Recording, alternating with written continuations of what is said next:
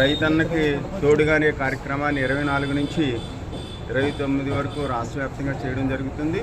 ఈ సందర్భం మా కార్యకర్తలందరికీ కూడా రైతులకు ఏం చేస్తున్నాం అనే కార్యక్రమాలని ప్రతి ఇంటికి, ప్రతి పల్లికి, అలాగే ప్రతి కార్నర్లో కూడా చేసి వాళ్ళకి మొన్న సుమారు 2 విడతలుగా పిఎం కిసాన్లో కానీ అన్నదాత సుఖీభావ కార్యక్రమంలో కానీ ఇప్పటికే 14,000 ఇవ్వడం జరిగింది. వాళ్ళు ఇంకా ఎవరైనా మిస్ అయినంటే సాంకేతిక కారణాల వల్ల చూస్తే అవన్నీ చేయడం. అలాగే ధాన్యం కొనుగోలు కేంద్రాలు కూడా మన మండలంలో 8 కేంద్రాలు పెట్టడం జరిగింది. ధాన్యం అమ్మేటినందుకు వాళ్ళకి సహకారం చేసేటువంటి పరిస్థితి ఉండాలి.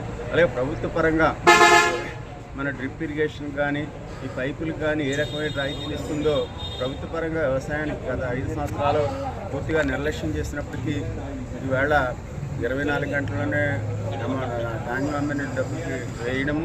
గత సంవత్సరం 12,000 కోట్ల రూపాయలు ఖర్చు పెట్టడం జరిగింది.